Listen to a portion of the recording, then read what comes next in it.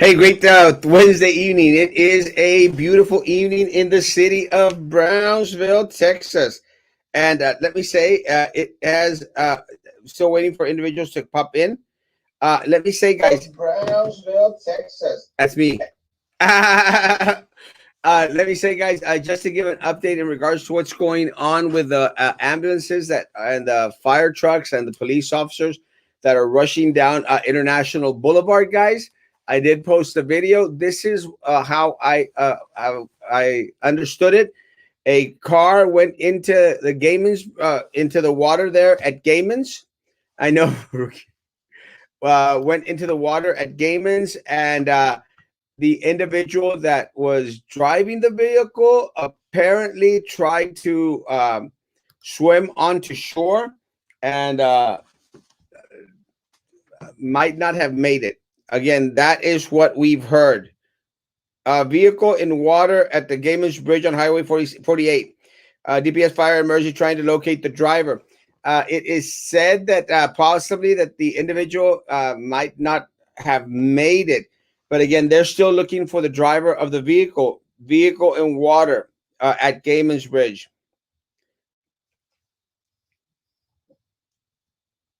Yes, that is what is happening out there. I actually was coming out of church service, and I actually got to see the fire trucks rush on out there, guys. That not a good thing. Let me get that there. Paste. Still trying to locate the driver as of right now. We have no word on it. So God help everyone out there. Good evening, good evening, good evening, good evening. I see you, a family. Rookie, I know, I know. Church day, church. Wednesday is my church day, so I we get out of worship at what time? At 8 o'clock. So 8 o'clock, and then we do our best to rush off back to the office and get ready.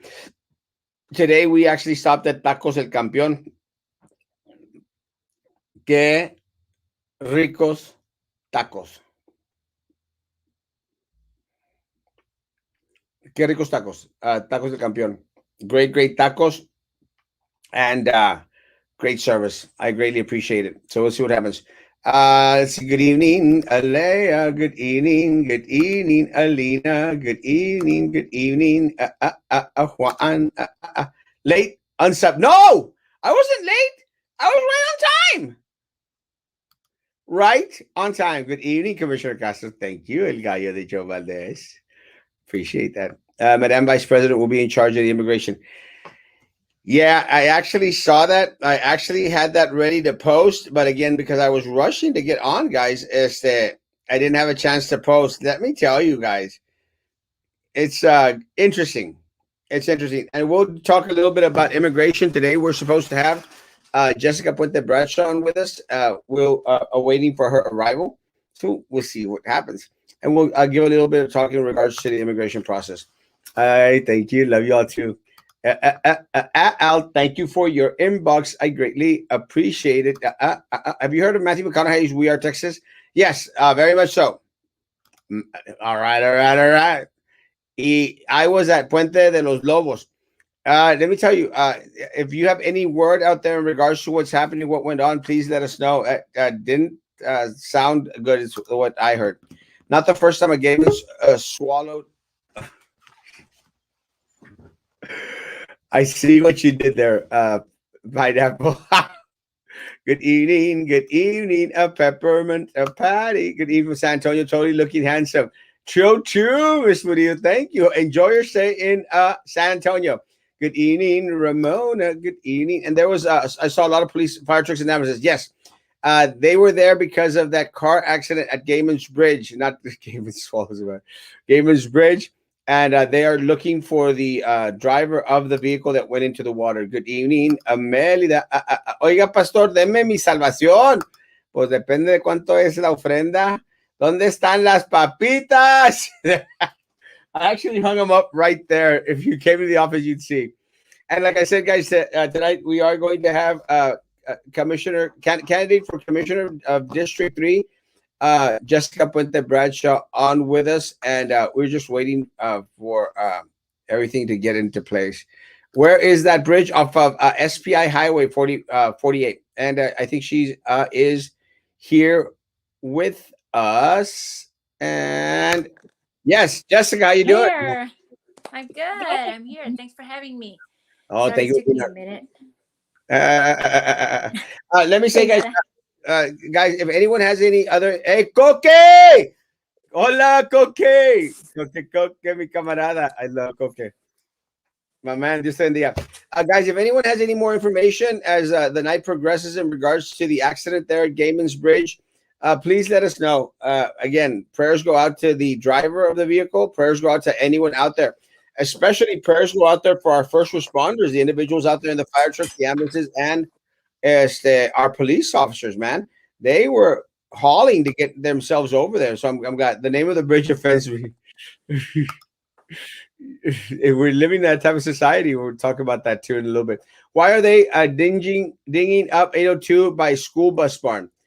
I'm not sure. After a freeze, lots of people still with broken pipes, houses flooded, no power. Abbott, Cruz, FBI investigating Cornyn. What are those leaders with disgraced Texas doing? We are Texas. Concert, Matthew McConaughey, a real Texan. It was a cute concert. Let me say that I actually got to see a couple of my favorite Texas artists on there. Lyle Lovett was on there. I think George Strait was on there. It was a great, great concert, and I appreciate it. And it's one of the things that I think that we mentioned a lot of the times. A lot of times when we feel that leadership has failed us, it's up to the citizens to, do their part and do their part by anything that they can do in order to make the ease the pain of the individuals that are around them. The police heard Gaiman and they rushed because it's YMCA. Dun-dun-dun. I fish there and I'm straight sometimes. Yeah, only sometimes. Like, that's what I've heard. Jessica, so how's campaigning during COVID time? Well, very mellow. Very mellow. You know, it's opening up a little bit, so I can't complain. But it's a lot different than before. I mean, before, when Erasmo, when you campaign, there's all kinds of events and activities and fundraisers and whatever you name it. All kinds of things going on around the city. Gives you a chance to meet people, especially for when you're running at large like you are. You get to go anywhere because anybody can vote for you. When you're running as a district commissioner, you're kind of limited, because you could be way across town and you might get some voters, you might not. At least touch base with them. But it's been mellow, but it's getting better. Hi, Guadalupe, thanks for being here. Good evening to you too. And yes, please go out and vote. So yeah, it's picking up. We're still doing our team meetings, still going out campaigning and have our campaign schedule. So Awesome. we're not sitting pretty at home. You know what I mean? You're not doing what Erasmo's doing. Hey, I don't know what you're doing. Just sitting at the office looking pretty. I don't know what you're doing, but yeah. You know what? I don't like to tell everybody what I'm doing because I don't want everybody to know what I'm doing. If you see me, you see me. We can't But share the secret plans. mm-hmm, Let me exactly. say that and I'm very, very proud. Again, I've always been very, very proud of you running for office. You know that, and I'm very glad that again, you're running for the city commission again. Mm-hmm, You did run for city commission at large I think 2 years ago, and mm-hmm, let me tell you, I sincerely say that I wish that that race would have gone your way. With every fiber of my soul, I wish they would have gone your way. I truly believe that we would not be in the situation we are in now with uh-huh, this commission if we actually had a voice out there. And that's one thing that I've always shared with you privately, and I'll share with you privately. You have a voice, and mm-hmm, it's a voice that needs to be heard. So I'm glad that that you're running for office, is that have a friend in that race as well. And again, mm-hmm. I both of y'all are very, very well. But let's go into the district race. Let me say Right. that one of the things, and you mentioned I am running at large, and it's a different type of race. I've always wondered, I always thought, well, maybe I should run it in a district race. But what you mentioned is really what scares me about a district race. Mm-hmm, One of the things as you're running, and this, guys, one of the things that I've shared with people is running for office is not easy. It's not what a lot of people think that it is. It really is. It really is taxing not only on the individual, but it's also taxing on the family And the family. of the individual. And let me say, Jessica, I one of the things I admired greatly was that your family was out there. Again, I your husband is amazing, and your kids, they were Oh, out there. Good, by the way, he good sends troopers. his regards. He said, "Well, tell Erasmo hi for me." I love them. No, so absolutely sends his regards. Hey, Julio. But I wanted to mention a thing just so that we're since we're being very honest and open. I appreciate your kind words in regards to me having a voice. I have a voice. There are people who run and you typically they keep their voice very quiet, and they may kind of steer with a very few talking points or kind of a platform, and they don't say much more than that. That should be worrisome for voters, because it's hard to really get to know a candidate when they're that quiet. And yeah, so, I wish I had one as well, but we're here now, and that's okay. That was the past. This is the future. And then you mentioned that this district 3 race there. I have friends running that I'm running against here, or running for the seat as well. And but I'll tell you, and I think everybody knows, I've talked to Carlos, and I do know him. I do Yes. know his family, a very very conservative, and very, I guess, religious would be a good way of putting it. Very faithful family man, regardless of what anybody might think about his politics or otherwise. And I did give him a call and say, hey, I'm thinking about this, but I know you're running. And he basically said, hey, Jessica, no problem. The more the merrier.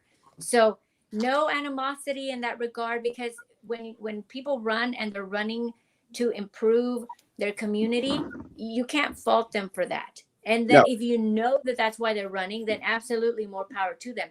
But sometimes people run for other reasons besides that. So no, I look forward to this race, and it's nice to know.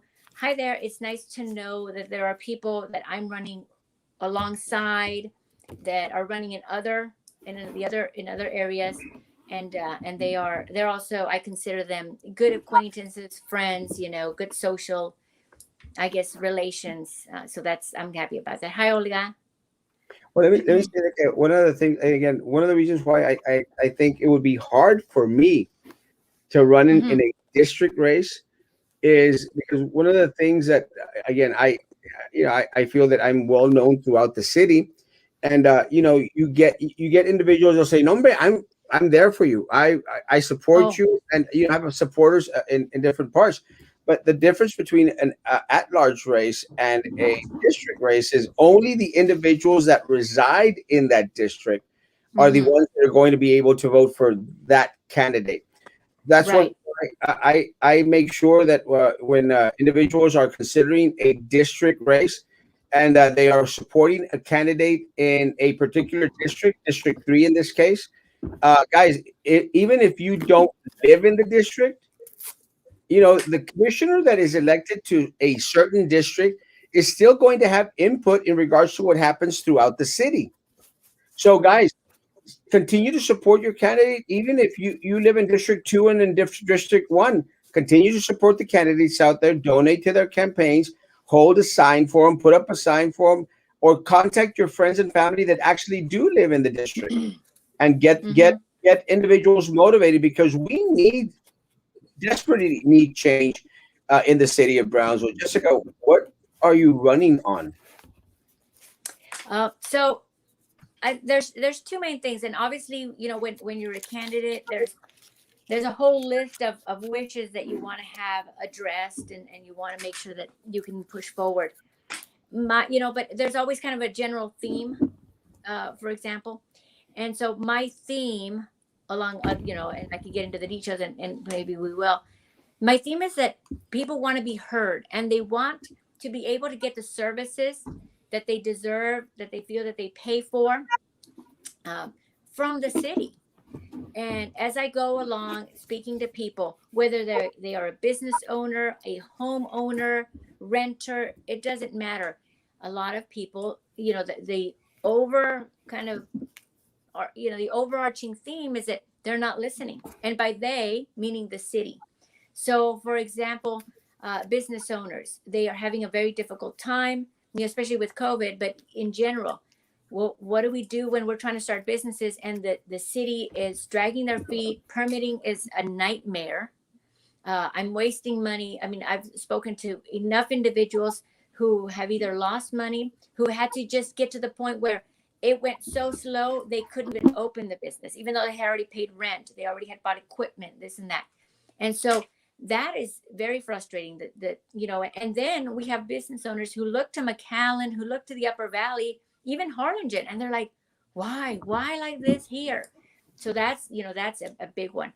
The other one is a lot of people are concerned about response time. Response time when it comes to police officer services, EMS, fire department. They are feeling that it's taking a while. Now, it might take a minute to come to decide why this is happening, but the fact that we are a growing city and we need to be able to address the needs of the public. One of the things that I mentioned in regards to, that I'll share with you, I had actually my wallet stolen. I went to the police department and I walked into the police station downtown. And the little window where you speak to that little speaker, it was covered in paper, like completely covered in paper. There was no one there. It was like dead. And so I went and I walked up to the little speaker and they said, "Can I help you?" I mean, you hear this voice coming from the speaker. I never saw anyone. And they basically said, I said, "Hey, look, this happened. I lost my wallet. You'll have to file a report online." This is through the speaker. So I go online, I filed the report. I didn't hear from them. There was no follow-up. That report that I filed online went out into the ether, the internet ether, and I've never heard from anyone. Not a phone call, not an email, not a text, anything. So that's just my example of how here I am trying to get help for something and I'm just not getting the response. And there's Customer. nothing more frustrating than that.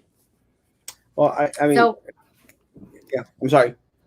oh, so basically, to me, is I'm running on the platform that our city services, our city departments, whichever ones they might be, need to improve their customer service, and we need to have our voices heard. Whether it's the response time decrease, response time when it comes to 911, help business owners move through this process more smoothly, and we have a special needs community whose needs are also not being attended to. Miss Bradshaw, good evening. Mhm. If you could give us your thoughts regarding the city's dealing with COVID, and what how can we expect from you as voters moving forward? How would you have dealt with this situation, and what could the citizens of Brownsville look forward to as we get past this mass vaccination for our city? I Great question, Frankie. I I think that when it comes to things that where we rely heavily on state and federal government, in this case vaccines, and having them then come to our area, um, we we have to be proactive. Now, it would be I think it would be hypocritical, and it would be almost it would be hyperbole on my side if I said, for example, "Oh, under Jessica as your district commissioner and your city commissioner, we will have vaccines for everybody within the next 24 hours." I mean, there's just some things that we can't promise the moon to people. However, as city commissioners, as a governing body, we can certainly be much more proactive when it comes to how we work with our clinics, our hospitals, the state government, the county, and then of course the federal government. I mean, that whole going up the ladder. So with me, I would be much more proactive in one, listening to the community to see what their desires are, and two, using my influence and leverage as a leader of the community to be able to facilitate whatever it is that our community needed. Now that if that's the vaccine, then that's the vaccines. If that, I've seen where we've had lines and lines of vehicles waiting for hours to get vaccinated, and I'm talking, I mean, like, go for miles, right? So Miles. if this is happening, miles. So if this is happening, at what point do our commissioners or health department say, you know what, we're opening one little location once twice a week, and now we have these lines and lines?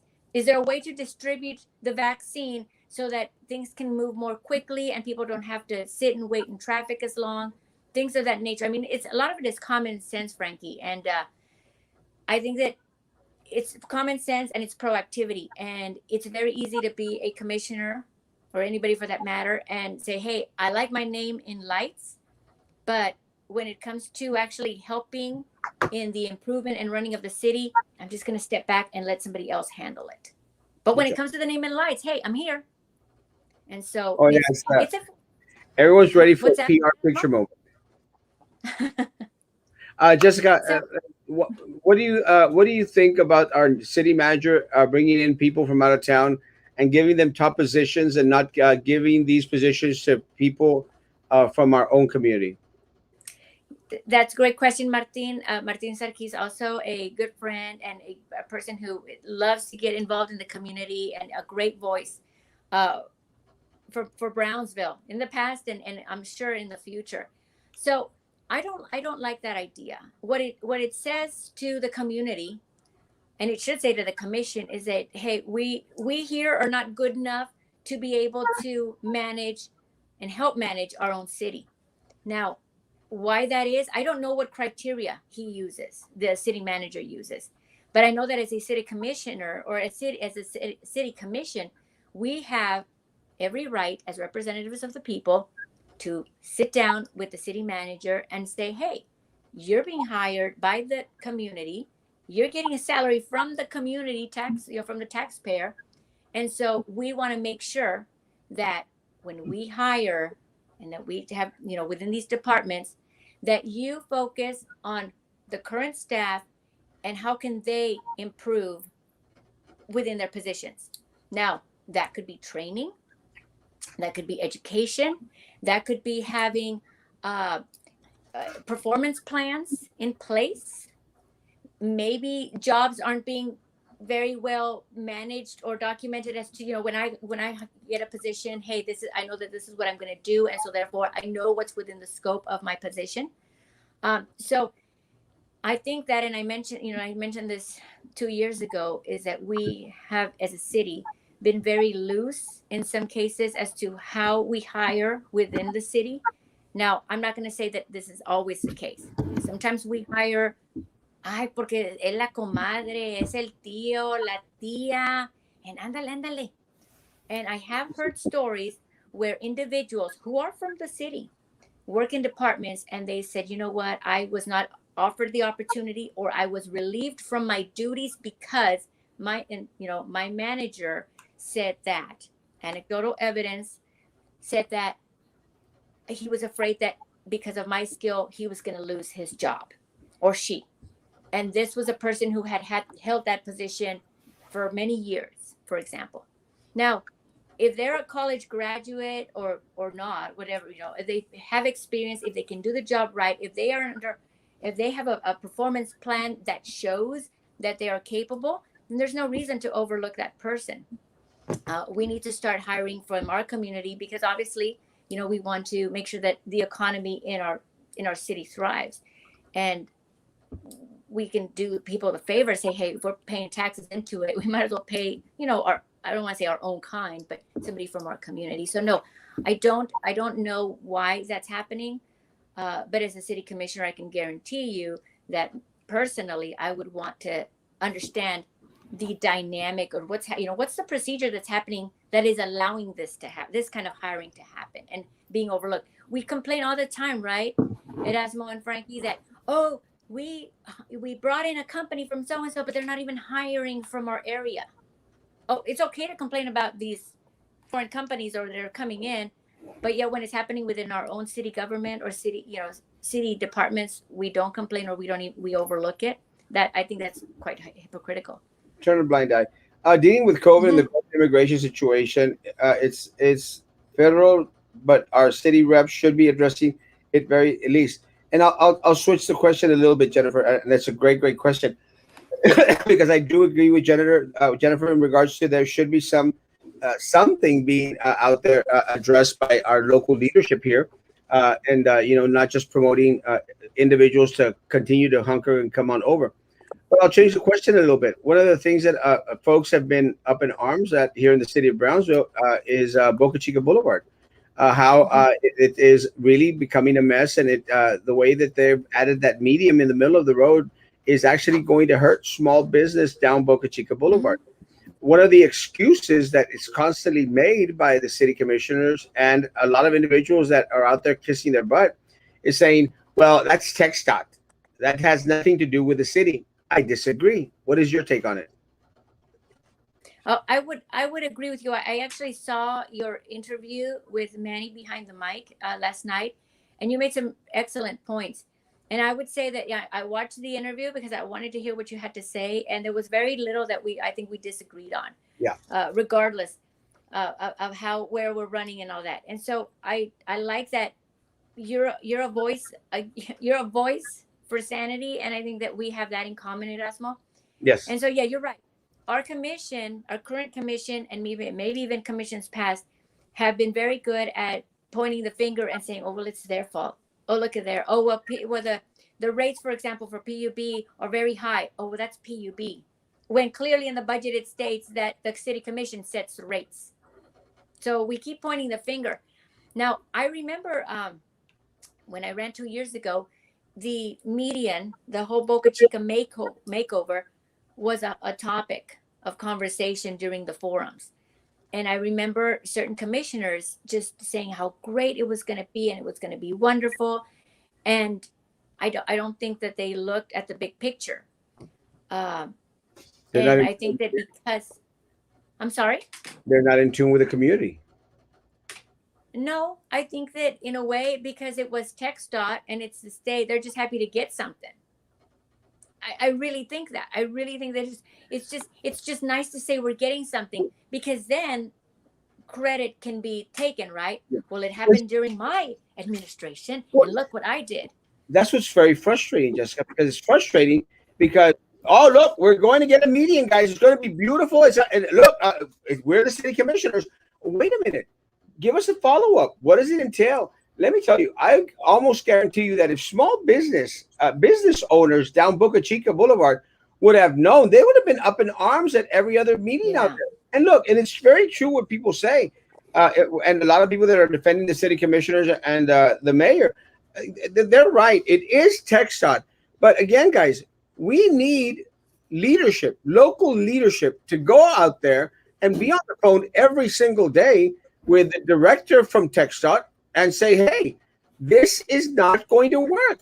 What are you I going to know. build in the middle of our city? It will not work for our city because it may work for a city like San Antonio, Corpus, Right. or other.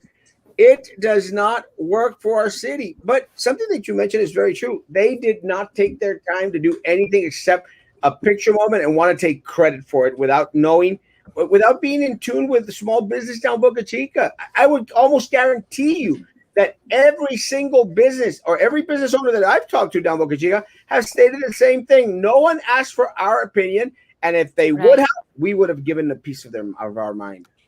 And as you know, that's exactly right. And I don't know at this moment, right? I don't know what the budget is to get information out.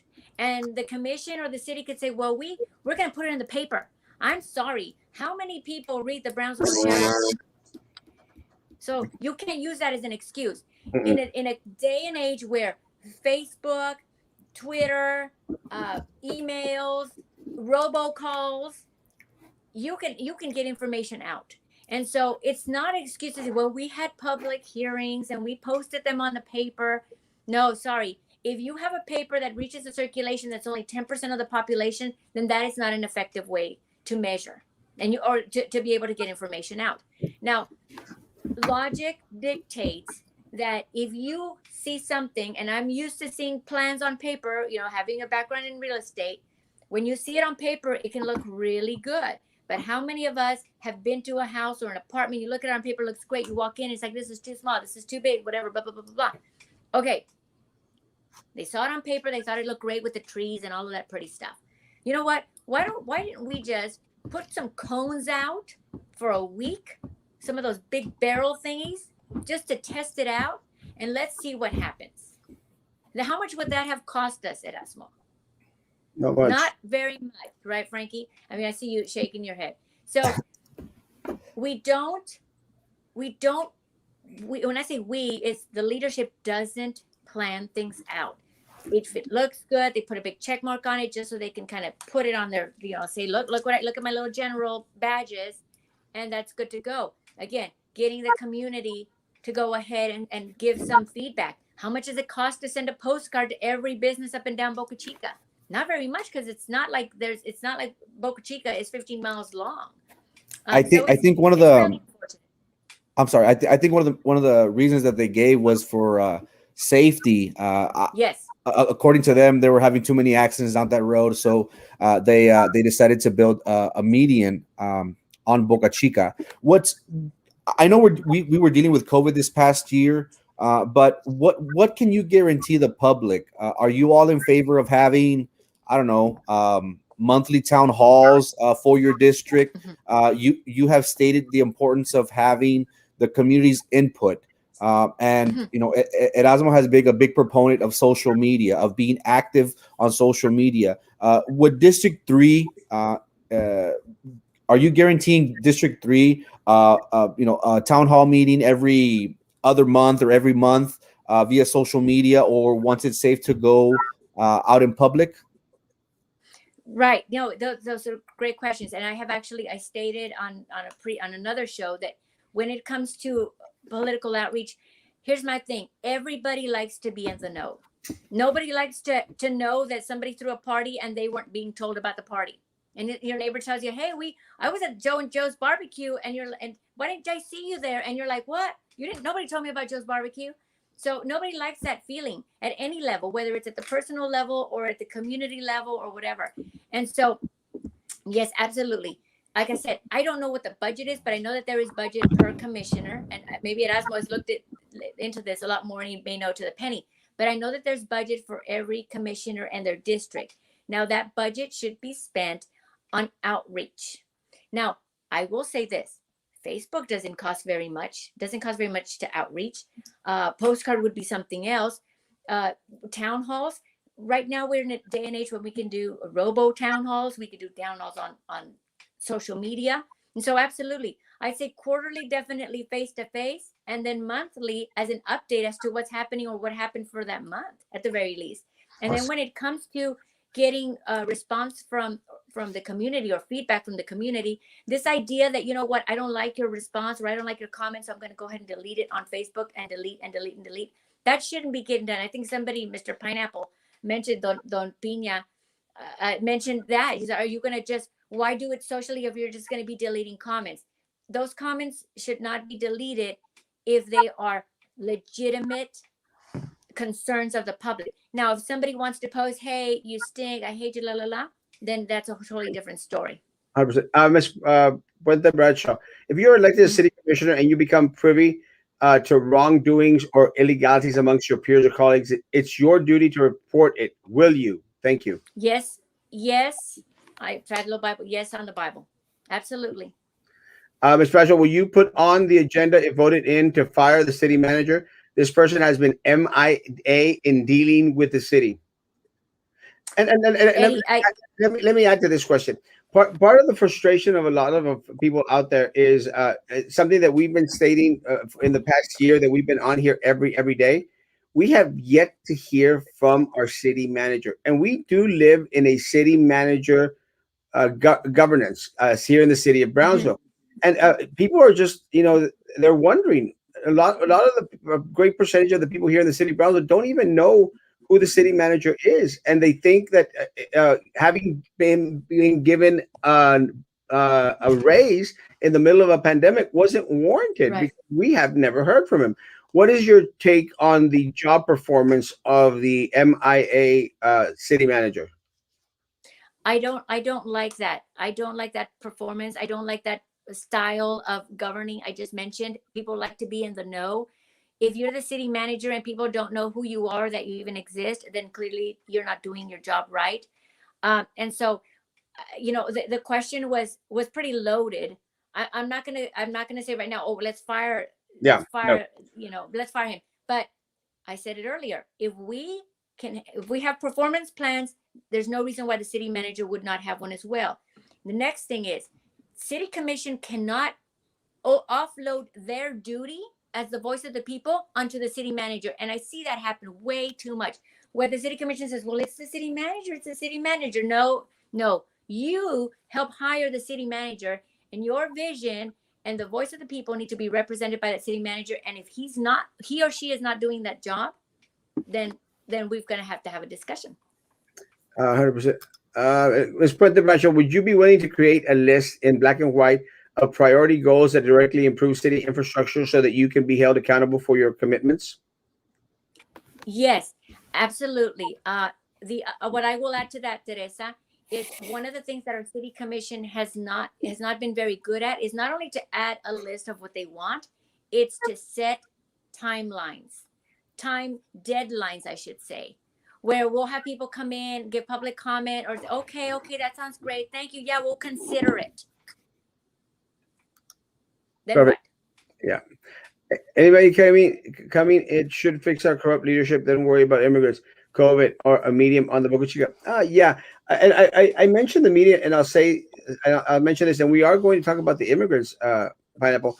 Let me say that one of the things that I think is used by a lot of the corrupt leadership is the distraction in regards to a lot of the things that they pretend to do, and keeping individuals out of the loop in regards to that, which really, really hurts our community. And I'll mention this: one of the biggest concerns here is the lack of economic development for our city. How, uh, Jessica, how are we going to work together as city commissioners to bring economic development to our area? When it comes to how do we work as city commissioners, we have to have this a similar vision, right? If my vision is not at all about economic development, and let's just say you're the only one who has it, but everybody else is too busy not worrying about anything, or just going about their day, or maybe one particular pet project, then obviously things are not going to move along. We need to have, como dicen, muchas cabezas juntas, right? To be able to move things forward. And sometimes these things may happen because these things may not happen because there's too much division and personalities between people. I won't name names, but I overheard, and I also heard from other people when I was running for at large A, certain people who were also running for office saying that if they were elected, they were going to have a really hard time working with me and whatnot. And I thought, well, what a terrible attitude to have, because I can work with anybody so long as, we're communicating. So it's the commission is becoming too cliquish. Too Speak, clear. speaking about economic development, recently we had an issue with GBIC. The board members got rid of the previous members, and they are currently holding those seats. What's your take on commissioners holding those seats? What can we expect from you? Would you be vocal regarding the need to put in the right people, or what's your position regarding this issue? Frankie, this is, the fact that you're even asking that question should tell all your viewers, and you're asking it because I think you're stating that, the fact. The fact of the matter is that you can't have that. You can't have commissioners holding seats because they have an agenda. That's not the way the city is supposed to be run. And so people that are going to hold these positions and boards, and I know that it's somewhere in the city of Brownsville website. We don't get information, and we don't recruit enough people of the community who are very skilled and talented business owners homemakers, you name them, PhDs, masters, bachelors. There are people who can do these, who can hold these positions in the boards. Yet we find that instead of reaching out to the community at large that way, we have this revolving door of board members from one to the next to the next. And Erasmo mentioned it, I love the term he was using. They're all yes men, yes women, whatever. And that's not right. That's I hate to say it, but that's corruption at the core. Because once you know people that all too well like that, then it starts becoming about favors, personal favors. 100%. Ms. So Peter, how do you feel about the way vaccination spearheaded for Brownsville citizens on COVID priority list actually went to miscellaneous people at the discretion of a county commissioner? I don't like that. I don't think anybody likes that. I mean, that's, again, right? It's who I know, and therefore I'm going to get whatever benefit I want. Háblale, ándale, yo conozco, and that's totally unfair. People, again, Erasmo, overlying kind of theme of my campaign is people want fair and equal treatment, and the city of Brownsville governing bodies do not provide that. Yep. And we've got to get to the bottom of it and start nipping it in the bud. Yeah. And now I'm going to answer this, and I'll give my take, and Jessica, you'll give your take, because I have a very strong opinion in regards to Rosie's question. Let me say, Rosie, that one of the ways that when I went into the charter to see in regards to the different committees and the different boards out there that the city sets out, they have them to whereas there should be a representative from each and every district. So if you go back into the spirit of the ordinance, what I feel that they meant was that District 1, District 2, District 3, District 4, and the 2 at large, and then the mayor were each going to have an individual on a certain committee from their area. That way, individuals from District 1, District 2, District 3, and District 4 would have someone from their district represent their interests on a certain board or a certain committee. Unfortunately for us, that is not the case. You have boards and committees that are overwhelmed by individuals from District 4, overwhelmed from individuals that live around the St. Joseph area, overwhelmed by individuals in District 3, whereas we have no individuals from District 1 representing individuals in a certain board or a certain committee. That has to change. Every commissioner must have the opportunity to vote in a resident from their district onto a board or committee that's going to be representing or bringing feedback back to the commissioners, guys. Unfortunately for us, it is whoever has the majority, Rosie, whoever has the majority ultimately decides what yes people they're going to put on the GBEC board or on the other boards. Jessica, your take. No, you're absolutely right. That's exactly how it's been going on for many years. And during times that I've campaigned, I've come across many individuals of fine caliber who are you wouldn't recognize them if you saw them out doing whatever grocery Never. shopping. No, but they would like to serve. But the first, and you say, why don't you ever serve, or why haven't you? And they all say this. A lot of them say the same thing. And we're talking professionals, some business owners, some in real estate. Like I said, some work from home type of thing. And they're like, siempre son los mismos. A mí no me van a querer. No, ¿para qué me voy a meter en eso? Because it's just so, it's so unfortunate. And so rather than helping the city, we have people who just step back because they don't want to become part of that fray. And by the fray, I mean that, it's just like high school. You have a little clique and then everybody's in the outskirts and nobody wants to open anything because it's brutal. And I will say this, sometimes it includes the social media, in some cases, the bloggers.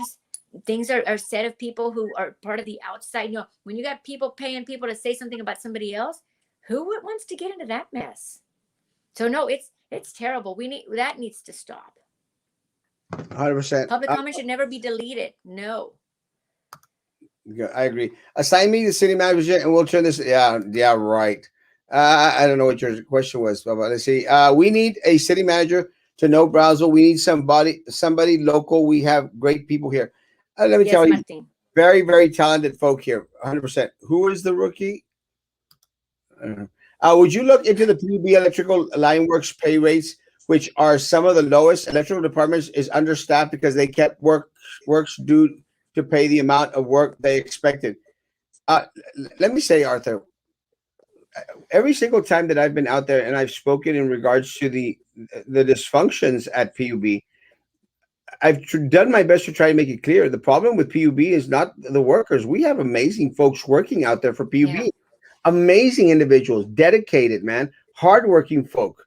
The problem is the higher ups up there who have Mm-hmm. seen 100 to 150 pay increase in the past 6, 7 years. Yes. Earning the top three individuals at PUB earn close to $1 million a year. How is And that? the attorney. And the Yeah. attorney, how is that fair? How is that And right, Arthur? Erasmo, and not only and that you're right about the salaries. Now we have them using our money to build new buildings, which buildings are their office space. I've spoken with people who work at PUB throughout my campaigns. Some of them are working with completely outdated equipment that we're not providing for them. So things like that, it's really unfortunate. I don't know who we can compare ourselves to, but it's it's a big mess. And I was talking to I don't know if I want to say his name, but I was talking to somebody and they were mentioning that when it comes to the PUB board, there's a lot of whining and dining that's going on. 100%. And that, yeah, Yes. and all of this whining and dining leads to the answers that PUB wants, the permission that PUB wants. Now, if someone mentioned earlier, I think it was Teresa, are you willing to call out corruption? Are we willing to call up that kind of corruption and say, hey, board members that got wined and dined, it must be reported publicly that they got flown to, whether it's San Antonio, Austin, wherever they got flown to. Those kinds of things need to be out in the open. People need to know that it's happening, because imagine la cara que van a poner when if I'm a board member and and now it's public that I went got wined and dined in San Antonio and had $300 meals and flew on the private jet. You know what I mean? That kind of stuff needs to come out. What can we expect? Because we have heard from throughout numerous campaigns that one of the big issues that they would be addressing is PUB. Talking 2-4 years ago, that's something that everybody had on the top of their list, and we have Mhm. seen how throughout their tenure nothing gets done for whatever reason. And I understand there are other issues within the city that they might be addressing, but I think we could all agree that PUB should be at the forefront, especially now that we had this freeze a The month freeze. month and a half ago. What's your game plan? Because I know that things take a while, and I know one commissioner is one vote, one voice. How can you guarantee the voters that you will be, doing everything possible to make sure that the issues of PUB get addressed? Frankie, there's gonna be several kinds of issues when it comes to PUB. Obviously, we had the freeze and we experienced a whole kind of facet of PUB, right? Which is, what does PUB do when they're being told by whatever authority that they need to go ahead and start doing some rolling blackouts? Clearly, whoever was organizing these rolling blackouts, which was not being told by anybody upstate. I mean, this was literally somebody right here saying off, on, off, on, off, on. Something was wrong there. And so we got to see that. In case of emergency, if it happens again, should we expect the same? Absolutely not. The other issue when it comes to PUB is the budget. And this, I get a lot of heat for this, not only from people in the general public, but from my husband, because he says, nobody wants to hear about that, Jessica. Like, stop talking about it. But here's the fact of the matter. When it comes to the budget,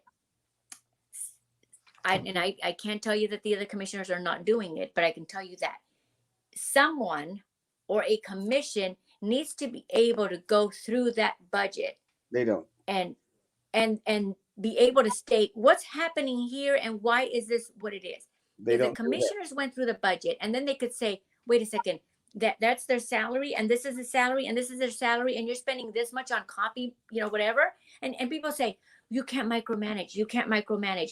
I may not have to be the micromanager, but I can certainly call out discrepancies and have them be addressed. Too many discrepancies. And yeah, and it's not done. It's not done because the commission will say, oh, the city manager will handle it. Oh, the board that we elected or that we put into the PUB board can go ahead and take care of it. So what can we do?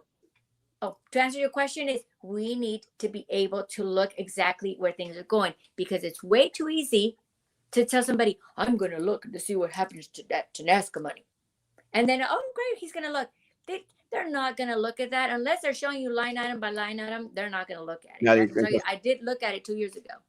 Miss Brenda Bradshaw, you come across as straightforward, down to earth. Can you relate to everyday working class people and work hard in their best interest in spite of how the elite may pressure you? Teresa, the elite's not going to pressure me because I'm not part of the elite. They know that I mean, what are they going to do? Like they're going to hold my chickens hostage? No. I can relate because I work from home and I'm talking about my little online business. I cook dinner for my husband and my kids. I have chickens. I water my own grass. So, I am that. I am part of the hardworking blue collar middle class, what you want. Yeah, blue collar. I'm sorry, guys. I don't have a pizza place to invite you to after I get elected. And, oh, too soon. I don't. I mean, I don't. I think the most is I'm gonna get my real estate license renewed. My son and my daughter are getting their real estate licenses because I want them to actually have a skill when it comes to working and being entrepreneurs. And if you want me to help you buy a house or sell a house, hey, I'm gonna be here for you. But I'm still working for you. But I'm not gonna sit and the list, right? Pizza place, car wash, whatever. And that's just not me. Yeah, very much so. What about the GBEC and the land deal out there where they were going to build a steel mill? What happened? Who was involved? I can start off and answer that. Yeah, go ahead. I got some names too, but go ahead. Let me say, guys, unfortunately for us, there was no supervision in regards to what GBEC was doing with the monies that they were allocated. But again, guys, and as much as the city commission and the mayor of the city of Brownsville want to place blame on the individuals that they appointed to the GBEC board, who were their yes people, guys, then they're out there questioning what they're doing. Look, guys, Jessica mentioned the pizza business. Mayor Trey Mendez's business partner was kicked off the GBEC board. His business partner. So does anyone out there truly believe that the city commission, the mayor didn't know or didn't want to know what was going on in regards to land purchases out there? Come on, guys. What we need, and this is my take, this is not Jessica's take, my take, what we need to do is just we need to get rid of most of those boards and most of those committees anywhere, because they're the ones that are constantly bleeding our city for monies here and there, and they're attempting to do the job that should be done by the city commissioners. And let me tell you, you don't believe that? Then who is sitting on the GBEC board right now? The city commissioners. It's Jessica, GBEC, and the land deals. It's really unfortunate because that steel mill would have provided a lot of opportunities, economic development, what have you. But there were purchase and land deals, and there was increase of rates when it came to land that we had already allocated and were committed to putting forward so that the steel mill could come in and purchase and all of that. And people saw, with dollar signs in their eyes, saw that they could go ahead and manipulate and game the system. These are people within the government, the city government. And this happens way too often because insiders, through themselves or others, are privy to information, and then they get to, and I don't know where this comes from, man. I don't know if this is called business savvy but man, it's just ruthlessness that people will look, and I get it. Everybody wants is looking out for number one, but when you're a public servant, you're here to represent the public, not your own wallet. I mean, goodness sakes. And That's so I mean, it's rampant. It's rampant. right. I'll be honest with you. I don't even think I would know how to even concoct a deal like that, because that's just not who I am. It's crazy. In your opinion on what's your opinion on Trey Mendes' job during the freeze and immigration status? Please keep it related to Trey Mendes and his performance, not Democrats, ERCOT, not PUB. The mayor's performance and stance on immigration. I don't pineapple. You're gonna get me in trouble. No, I'm just kidding. I mean, I'll say it. I don't. I and who keeps moving these things? Who's moving the questions? I'd like to look at them because I'm kind of that way. Sure. But anyway, no, I don't. I don't like it. I saw the interview where they confronted him, the news media, about the lights being, somebody having a party during the freeze, and he kind of snickered and laughed. That just showed very poor taste, and that was very low class of him. When it comes to the immigration stance, I think that he, as an individual, is more committed. And I know he said to keep it. This has nothing to do with Democrats. I'm just talking about him. He's more committed to his party, and being the yes man for that party. He was very proud to have the label on his LinkedIn that he was, committee chair or something for the Joe Biden administration. Hey, you want to do that? That's fine. But you know what? On my LinkedIn, it's not going to be committee chair for the XY administration. In my LinkedIn, my first thing is going to be commissioner of the city of Brownsville. And I think he has his priorities upside down when it comes to who he represents. He doesn't represent a political party. He doesn't represent an agenda, whether it's ERCOT, whether it's, the president of the United States now or in the future. He represents the people of Brownsville, and I don't think he takes that very seriously. Well, do you think it has to do with wanting to move up into a higher position in the state level at the national level? People do things for a lot of different reasons, Erasmo. That's a possibility, but I don't know. We'd have to ask him, and he'd have to be straightforward about it. Yeah, I don't think he's going to be doing much of that. Looks like dollar position should be on a year-to-year contract. We have to pay out too many contracts, city, county, BSD, too many. I'm Yes. late. Totally need to watch during lunch hour. Yes, and watch all the commercials, please. It gives me money. Let me catch up with some of the comments. I'm sorry. By the bylaws of GBEC don't allow more than one city commissioner on the board, so they are having meetings illegally. Illegally. That's what I'm running for, City Commissioner District 3. You're right, Martin. You're right. Pero you know what they'll say is la excusa es que, pues, if we don't show up, nobody else will show up. Well, then maybe you're not doing a very good job of advertising the fact that we need board members, and not just your friends. 100%. Ms. Puente, are you willing to unite forces with other candidates that, as you state, you do really want change? That means going against the current. Do you have the fortitude? I have the fortitude to go against the current. I mean, I'm doing it now, and some people will say, "Oh, we didn't say too much." No, you know what? We need to call it like it is. And when it comes to uniting forces with candidates, I will say this: candidates are very particular about when you're a candidate, you're very particular about how you run and how you advertise yourself, et cetera, et cetera. I mean, that's just the nature of the beast. And as a candidate, you're extremely busy with your own campaign. It's difficult to unite forces with another candidate. However, if there are other members of the city commission who want to express their voice and are for the people, then I absolutely will work with them 100%. Family and values are very important to me. What can you tell me about your parents and how they influence your morals, ethics, and loyalties?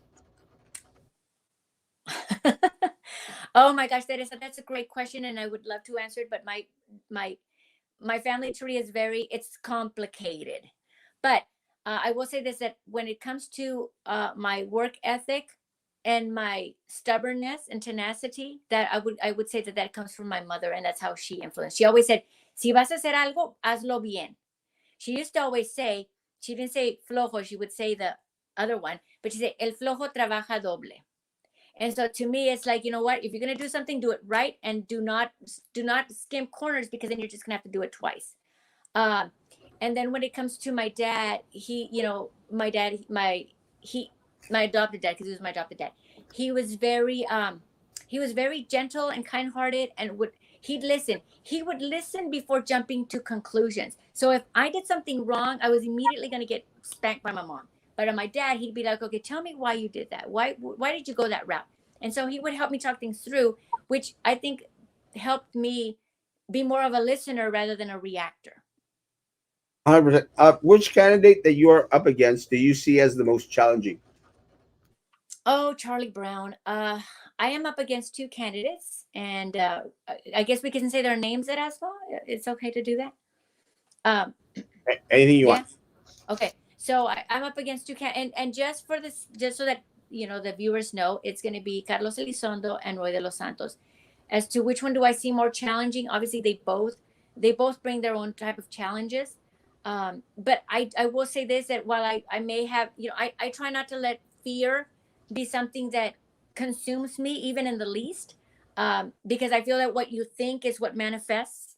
So what I do is I just say, there are two candidates, they're people just like me, and I'm going to do what I need to do to move forward, regardless of what they do or don't do, or where they've been during their political life or family life or what have you. So, Charlie, I know that maybe that's not the answer you want to hear, but I will tell you that I'm fighting this one out like it's me against 1,000 people, and that's what you'll have if that's what the community will have if they elect me as their city commissioner, District 3. Let me say, guys, and I'm going to take a shot at this question in a weird Are way. you running? Let me say this, folks. We've got to stop getting away from candidates that are part of the corrupt political machine. Mr. Roy de los Santos will probably spend close to $100,000 on this campaign. $100,000. I mean, he's already hired Rodrigo Moreno to go out there and push for his candidacy, guys. He is part of the Yes people. He's on all those committees, all those boards, controlled by the mayor and controlled by the city commission that is sitting right now. Guys, if you want some more of the same crap that we've had for years here in the city of Brownsville, guys, then the new candidates out there who don't have $100,000 to spend on a campaign are not going to be the ones that you're going to be voting for, guys. You need to shy away from the candidates that are part of the corrupt political machine that is out there. And I'm sorry, and I'll say this: Roy de los Santos is part of that same little group out there. And again, I invite him to come on here any day of the week and let us know if I am to prove me wrong. He is part of the same little clique out there that has constantly kept our city under the foot of the elite, the special interests, and the vendors. It's that simple. No one in their right minds, guys, unless you're a multi-millionaire philanthropist, is going to spend over $100,000 on a campaign that pays nothing. Nothing, guys. Because I don't know about Jessica Puente Bradshaw, but Erasmo Castro doesn't have $100,000 to be out there buying signs, paying politiqueras, harvesting votes like our Right. opponents are.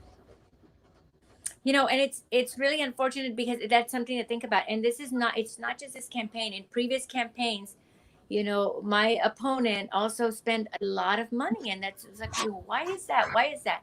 So, I don't want to be accused of falsehoods, but the actions speak for themselves, guys. And so I always say, don't be bought out. Don't have your voice be bought off by, we say the chicken plates, but it's worse than that now, because it's gotten more,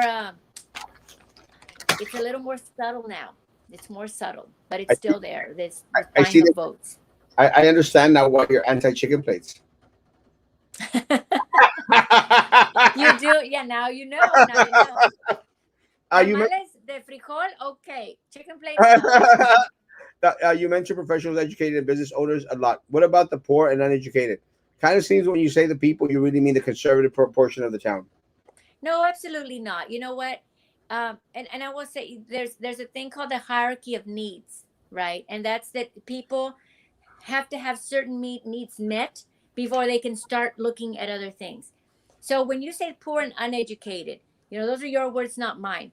But I will say this: the poor and uneducated, let's just say the poor, somebody who is struggling for a job, somebody who cannot put food on their table, on a day-to-day basis, because they are having to like eat ramen and something else, or just barely can get the the electricity paid for because of a lack of jobs, they're not going to be the first people knocking down the door to try to become part of a board, right? We have to address their needs differently. And their needs will be, how do we get them jobs, opportunities, education, healthcare, the things that they need within their community, right? Bus transportation to and from, which some people can barely leave their home because they don't have that. So we have to address those needs. The people that can serve, and when you say that, I'm saying that, no, the people that can serve in part of the boards who maybe are educated. I said it myself. I said some people who can be educated and be a stay-at-home mom, right? A small business owner. But a small business owner doesn't necessarily have a PhD or a master's or even a bachelor's. They could literally be just right out of high school. So the community, the community's needs will be met by the people that can do the job because they have other needs met. And those that cannot, or would but cannot, need to be assisted and helped by the community, by us as leaders, to give them the opportunities that they need so they have them, and then they can become and take time to become leaders within their own community. But absolutely everybody can participate in their community.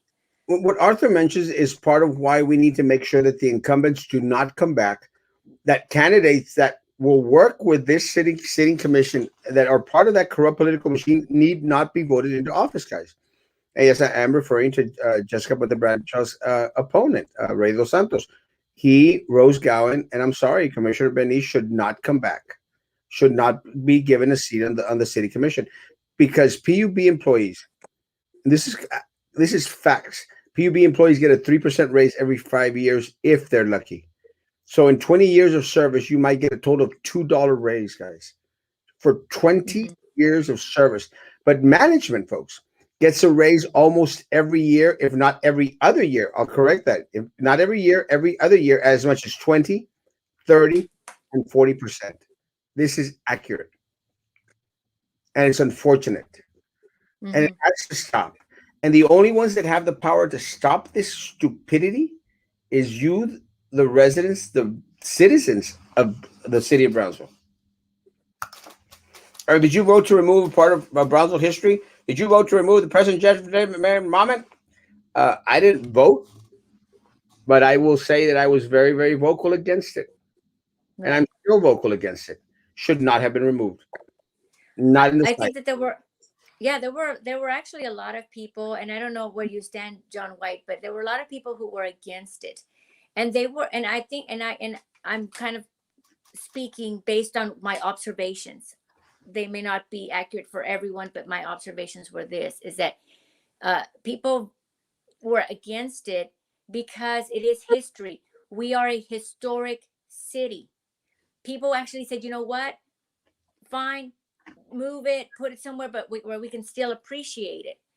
And then I think what bothered other people was that we were doing it, and really think about it, guys. Really kind of get back and see the big picture. We did it not because it was offensive, has been offensive throughout the history of Brownsville, but because I think that in a way we succumbed to the peer social pressure that was happening across the country.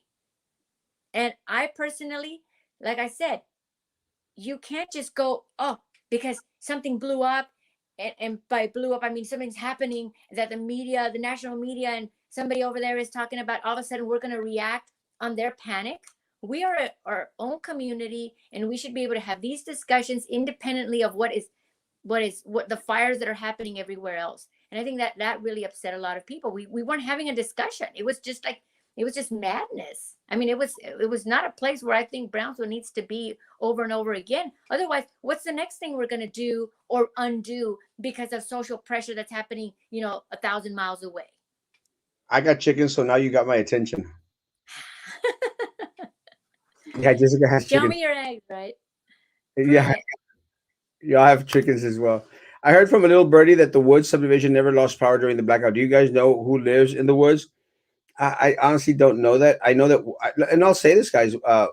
Down Alton Glore, some of our homes, my parents' home lost the power for a very short amount of time. Mhm. Our office is downtown. Actually, we're at a loss of power for a greater time. I Mhm. wanted to say that I do not know the answer to that. Honestly, I don't know who lives at the woods, how they were able to keep power out there for them, how power was not available for tens of thousands of our people here in the state of Brownsville.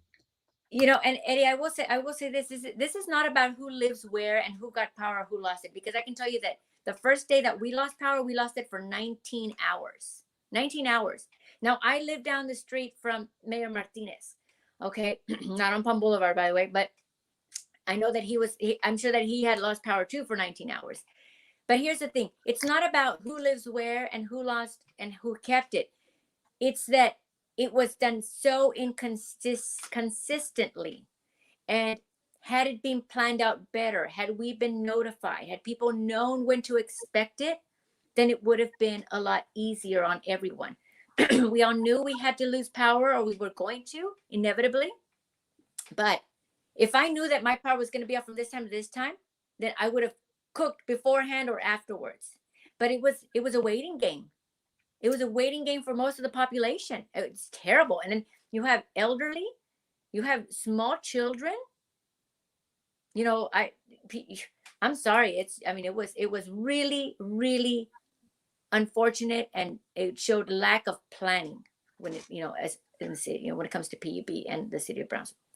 A Saudi citizen who voices their concerns and questions actions of city officials is seen in a bad light. How would you handle the aspect of keeping communication between you and your citizens beneficial to both sides? You meaning how beneficial to the ones that communicate and the ones that don't? I guess is that what she's asking it as well. I would say that in regards to making sure that you're addressing the needs of all citizens out there, even the ones that Hmm. agree with you and you not do not share your beliefs. Right. No, I think that uh, regardless, because this is not a partisan race, but this is about the community, and citizens will be for and against certain issues, but at the same at, but in the end, it has to be equitable and fair for the community in general. And so here's an example: the permitting. If it's easy for me to get permits to open my business, then it should be easy for the next person. If it's difficult for me to get permits, then it should be just as difficult for the guy who knows the guy who knows the guy. But that's not what we have right now. No, it isn't. Not even close. So once you reach that point of equilibrium between the haves and the have-nots, whomever they may be, we will be a much better, happier, and productive city. 100%. I got my car washed at Tro's. My car smelled like wet rag when I picked it up. No lie, $80. Not good. Absolutely, Ms. Bradshaw. BISD Cesar Lopez has gone over budget too many times, and the board members keep giving his department more and more money because of La Roñosa, Dr. Cantu. It's very unfortunate, guys. Let me tell you, we need to stay within a budget. We need to be fiscally responsible. Congratulations, Jessica. Well job, well done. Great minds think Thank alike. you. Janie's amazing. I love Janie. It's the leadership and decision makers that are the problem, and compound with the lack of problem solving skills to gain Brownsville as much needed advantage. Where is the money? 100%. Yes. We need to hold account. Miss Bradshaw, I wish you the best, but were you not elected, will you still be a voice for the community and support anyone truly working for change? Absolutely. I mean, I'm a voice for the community, different than Erasmo, but I'm working on it, guys. But yes, absolutely, regardless You're of the doing outcome. Tetro's husband is one of that had some of his employees paint the graffiti on the president monument so they would promote the fake racism narrative of the Democrats and remove the monument. Uh, I'm not sure if that is actual facts or not, but if that happened, it was very, very unfortunate. Good evening, everyone. Do you support the anti-gun movement of the Democrats and want to ban so-called assault weapons, or maybe just enforce the current laws on their books already?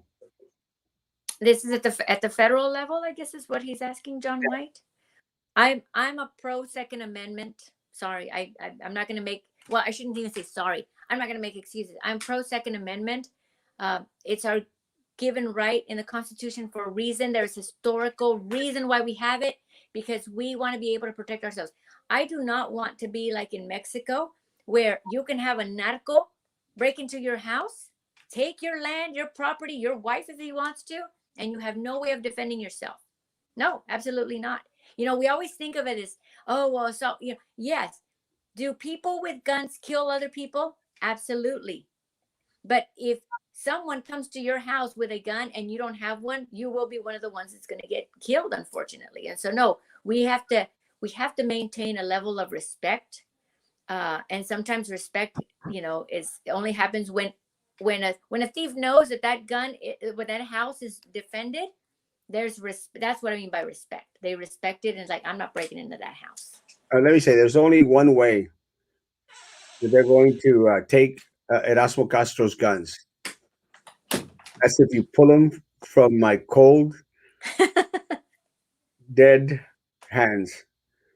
I 100% Second Amendment. Yeah. People have the right to bear arms? They need to protect themselves any which way they see possible. As simple as that. $100,000 crazy. It is crazy. That's exactly right. Roy Dos Santos is on several boards already. He is in the middle of this lack of leadership for me, and not for the people group. He isn't, guys. Let me tell you. The first time that I ran into, I'll tell you. The first time that I ran into Roy Dos Santos, guys, was at Sombrero Fest, and I didn't know who he was, but he was with that clique under the VIP tent, guys. Oh. And they didn't pay for their VIP tickets, guys. They expect to get all the freebies they can from everyone out there, guys. That is my first run-in with Roy Dos Santos. I'm going like, what? And again, it's all these people from these boards and committees throughout the city of Brownsville that they think that their crap doesn't stink. And I'm sorry, folks. They have done nothing but kiss the butt of city commissioners and mayors of the city of Brownsville in order to keep those positions, guys, because they are constantly rotating from one position to another position to another position. It's that simple, guys. It's got to stop. Roy de los Santos is going to be horrible for the city of Brownsville. Horrible. So, gosh darn it, folks, please wake up. No more, man. No more Sylvia Atkinsons. No more Trey Mendeses. No more Rose Gowans, guys. No more. You cannot vote for Roy de los Santos. Benny should not come back. No. Chicken, cash. Chicken, cash. A ballot Box. Chicken plate. I move the rock to Erasmus. Yes! Guys, bring the rock here. I'll find a place for it. I'll take it. Sylvia, bring back the rock. Seriously, where is the rock? My best bet, guys, it was destroyed by the city. Destroyed. Or it's sitting in a warehouse somewhere. We were promised that it was going to get cleaned up and put up at a historical site or a museum. And no, it was thrown away, destroyed. Probably part of the new street that's being built, District 1. I had no clue that the rock was prior to its removal. All I know is bums banged on it. Banged on it. Well, I'll address what Mr. Don Pineapple said. Most people, and that's why I said most people didn't even know about the rock. They'd never seen it. They had no idea where it was. Yet we were making this big fuss about a rock that most of the community knew nothing about. Yeah. I let me tell you guys, I didn't even know about the rock, and I'm pretty active in the city of Brownsville until everyone started to make a big stink about it. And then I went to actually read the plaque. I mean, after some 50 years here in the city of Brownsville, I'd never even read the plaque. But it made me curious to go read it and go like, nothing racist about this thing. It's just a rock. It's just a rock. I live by Palm Boulevard. Never lost power. Hey, you're the elite, bro. Yeah, really. You don't got no guns. Come to my house at 3:00 in the morning, baby.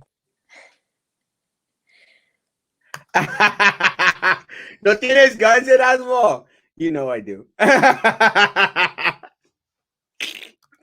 There are guns and there are assault weapons. Don't confuse the two. I'm not confusing anyone, but let me tell you, I still believe in the right for anyone to choose any which way to defend themselves in their home, in their property, whichever way they choose, whichever way they decide. Guys, at the end of the day, I don't care if they've got a bazooka at their house. If they think that that's what's needed to defend and protect them, More power to people, guys. If people don't like the laws that they don't appreciate the Constitution and the rights given by the Constitution, then go through the process and amend the Constitution if that's what you're going to do. And let me tell you, if you try, Beto O'Rourke, to come down here and take the guns out of Texans' hands, you're going to see a state that is going to probably secede from the Union. I think there's a misconception also, and I don't know why there is, but there's a misconception that people here in Cameron County or in the Valley are, because we tend to vote a certain way, that we are anti-gun. But you'd be surprised how many, you know, and I'll say Democrats because we usually vote blue here. They're very pro Second Amendment. They like hunting. They like protecting their homes, right? And so I think it's a misconception. I think most people here appreciate the value of protection. Pry your big fry art away from your cold dead hands. My pop art, I love it. You did you see my pop art? We saw the fries. I love him. Is Roy de los Santos with the Crossroads? Yes, yes. $275,000 pissed away on an event that any one of us with two brain cells could have told them was not going to work. Was No. not going to work. $275,000 pissed away. Well, what would you do to motivate the younger electorate in our community? They are disenfranchised due to so much corruption. That goes untouched by laws and applied to everyone else. Oh, Teresa, that's a great question, and I wish I had the answer.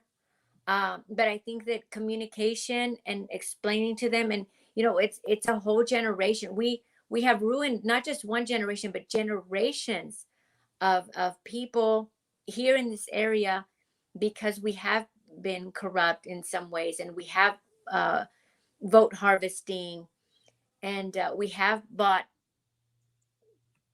votes for chicken plates, for example. Chicken plates. So yeah, I know. Rest in peace. So what do we do? I think first and foremost is to well, first and foremost is definitely to get information out and assure them, continuously that they can be part of their community and they can make a difference. Make things more accessible to them in their own language, whether it's through social media, whether it's through text messaging. That's really important to the younger generations. I'm not gonna, there are some organizations in here in Brownsville that are meant to foster leadership in young adults. Even those organizations sometimes can come across as very elitist, and that doesn't help either. So I think we really need to open the doors out to people beyond that, as Erasmo has mentioned, that revolving door of the same people over and over and over. Let me say So this. let's open it up. Jessica is being humble. Let me say one of the things that I admire most about Jessica and the way that she runs her campaigns is she's got part of that younger electorate out there holding up signs and being a part of the process. And guys, that is the responsibility of every citizen here in the city of Brownsville to continue to make their children, our children, part of the process, guys. Please, that is up to all of us, guys, and let individuals know how important it is to be a part. Guys, you don't have to donate money to a campaign. If you can, please do. But guys, go hold up a sign. Go call your neighbors. Go call your friends. Go call your relatives. Take them to the polls. Become a part of the process. Once our children start seeing our social wokeness in regards to our civic duty of being part of the electoral process, then things will start to change with our younger electorate out there. Right. La resortera Erasmo con semillas de los árboles de Lébano is to gone. It's an Area 51. The rock is probably behind the airport at the Parks and Recreation office. I don't know. John Brusiak, disclaimer, found the info on Google before someone comes knocking on my door. He is the CEO. Why not just remove the plaque but keep the rock? That's crazy. Secede from the union. Y'all don't know what it takes to secede from the union. I was doing hyperbole. I was doing that Texans would take action. But fair. They should put the rock on McNair Street. Bad hombre. Bad I hombre. was laughing. McNair McNair family. Family Drive. I'm sick and tired of the pet projects by these self-centered and selfish Chueco leaders of our Hueco. city county. Yes, they will. What will you do to ensure procurement laws are observed when kosher projects go out for bids? Wow, that's a mouthful, Teresa. I'm gonna have to look at it for a second. I haven't had dinner.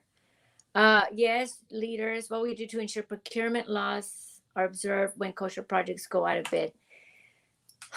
I guess what she's asking, and I'm trying to break it down for me, Erasmo, please, if you don't mind.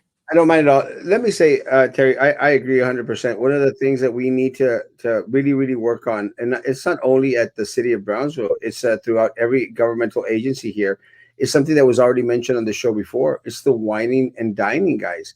And one of the things that I think, a couple of things that would help in regards to not going The down that bids. path, one of the two things that would have to do is a constant communication between the elected official and the electorate, to whereas everything is transparent.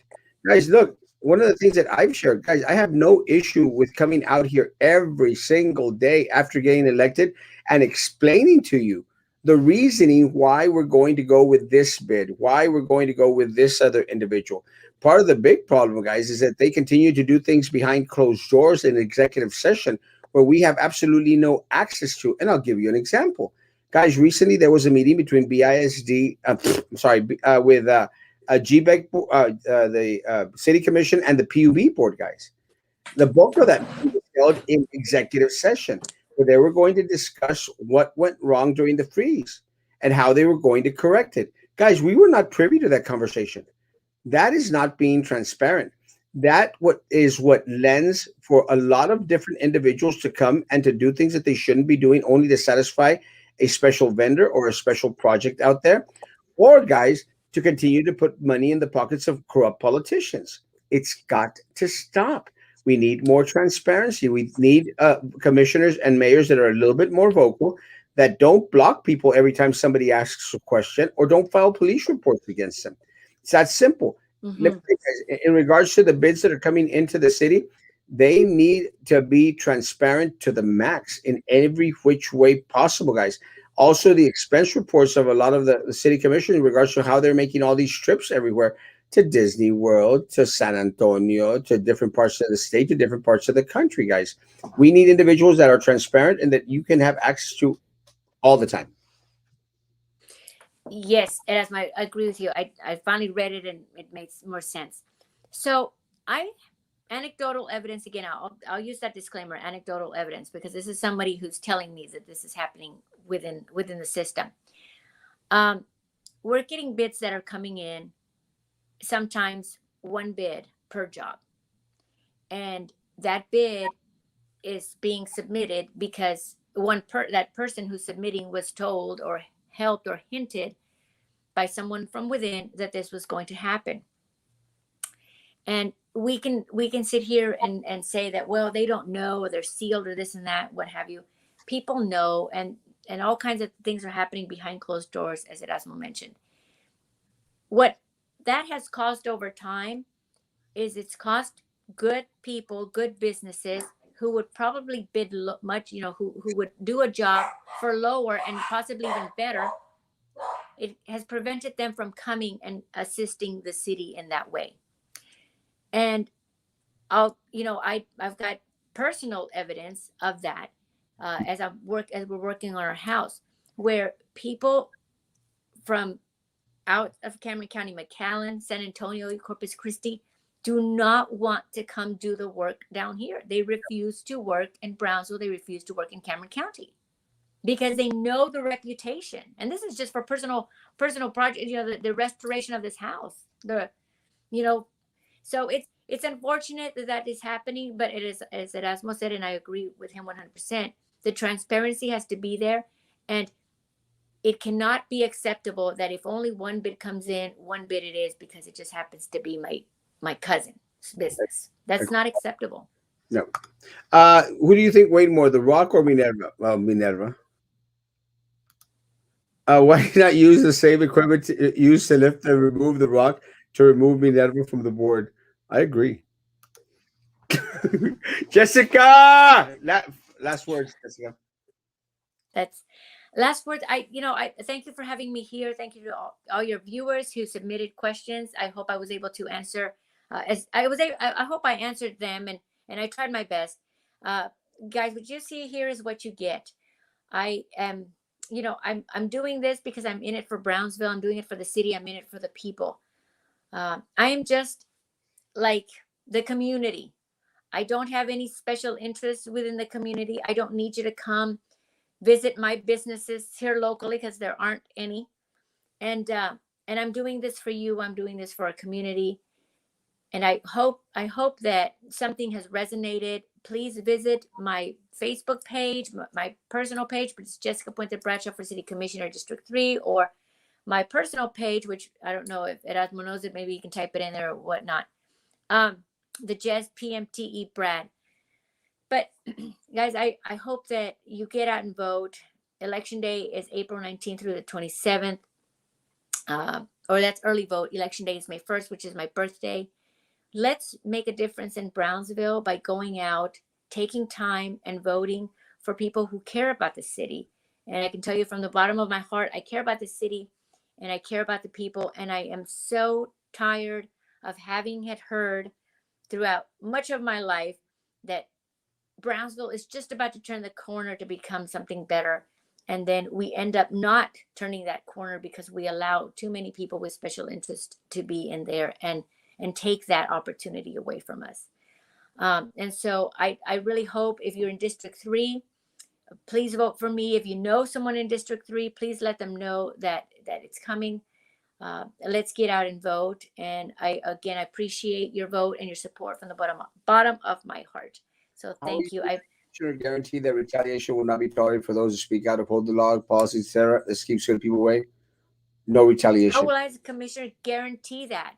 Uh, that those who speak out. Now, when she says those who speak out, does she mean everyday public or me? Because I want to make sure that retaliation does not happen. I'm more worried about me, honestly. I think But she was no. going to city employees. Oh no. You know what? We have to build that trust. If we don't have the trust, then the city employees cannot. They don't want to work with us. They don't want to tell us what's happening. But I can't. I'm not going to say that I can guarantee it because I don't want to tell you how I would do it, but I can tell you that I will fight always. My darnest, that tenacity will be there to represent the voice of the people, whether they work in the city, out of the city. If they're doing the right thing, they deserve to be represented, and I will represent them. Jessica, thank you for being on here tonight. Thank you, Erasmo. And you're Thank you, welcome everybody. anytime. All right. Have a chiste. Any anytime, honestly. Guys, Anytime. one of the things that again I'll say is that I appreciate two of the candidates at District 3. Guys, we have a choice, and we have time enough for you to meet and to speak to both of the candidates out there. Guys, reach out to them, find them on social media, call them if you need to, guys, is to reach out to them. They'll sit, I know them well enough that they'll sit down and they'll explain their platform to you, or they'll explain any other question that you may have. But guys, I'm going to challenge you not to come by yourself. Bring other individuals that live in District 3, District 4 out to these little events, guys. No more than 10, because we don't want to go against the guidelines, guys.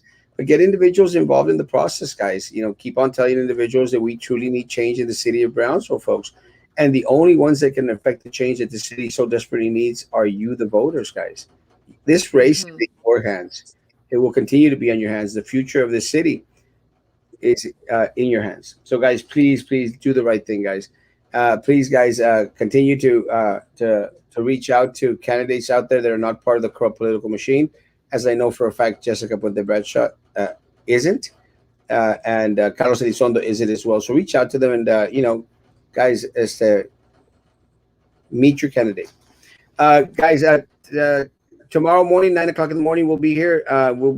And we have a special show tomorrow night. Tomorrow night, we will have Bradley Freeman Jr., who is the new character on new puppeteer on Sesame Street, guys. On Sesame Street, we will have Bradley Freeman Jr. Wow. all the way from Sesame Street, here with us tomorrow night at 9 p.m., guys. I am so proud of this young man. I love him. I've been following him since he was in high school, since he was in theater, because I am a theater junkie. And let me say, guys, I am so honored. I've loved this kid for a while. I didn't even know that. I didn't know till later on that he was the son of one of my good friends that I really love and appreciate. So I did not know. Like, oh, that's right, he is your son. But he will be with us tomorrow. Bradley Freeman Jr., guys, all the way from Sesame Street. So someone please go find Oscar the Grouch and bring him onto the show tomorrow night. Guys, thank you so much for being with us tonight. Guys, social distance, face coverings, hand sanitizer. Guys, it's all up to us to keep each other safe. Guys, be good to each other. And please continue to be good to me. God bless.